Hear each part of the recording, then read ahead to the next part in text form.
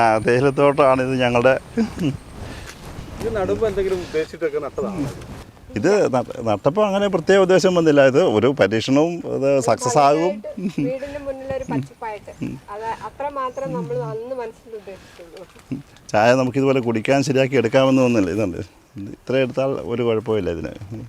ഇതാണ് ഇവിടെ ഇവിടെ ഉണ്ടാക്കിയിരിക്കുന്ന തേയിലയാണ്. ഇത് കഷ്ടപ്പാടായിട്ട് തോന്നുന്നില്ല. ഇത് നമ്മളൊരു സന്തോഷത്തിന് വേണ്ടി ചെയ്യുന്ന, അല്ലാതെ വലിയൊരു പ്രോഫിറ്റ് ഉദ്ദേശിച്ചും ചെയ്യുന്നതൊന്നും അല്ല. വിഷമില്ലാതെ ഇത് ഒരു മരുന്നും അടിക്കുന്നില്ല നമ്മളിതിന്. ഗാർഡനായിട്ട് ചെയ്യാമല്ലോ.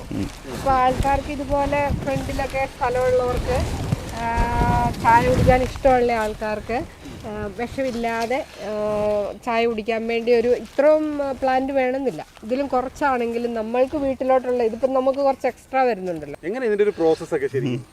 ഇതിന് നമ്മൾ ഇത് ഇങ്ങനെ കൂമ്പെടുക്കുക. ഈ കൂമ്പെടുത്തേച്ച് കൊണ്ടുപോയി ഒരു കട്ടർ മെഷീനുണ്ട്. ആ മെഷീനകത്തോട്ടൊന്ന് കട്ട് ചെയ്യിപ്പിക്കും.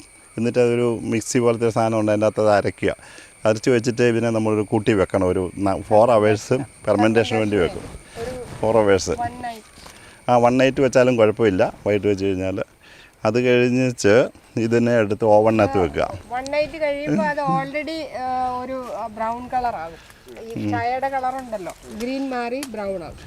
അരയ്ക്കുന്ന സമയത്ത് ഇത് ഗ്രീനാണിത്. ഇതിനാരാ കൂടുതൽ പണിയെടുക്കുന്നത് ഈ ചായക്ക് വേണ്ടി?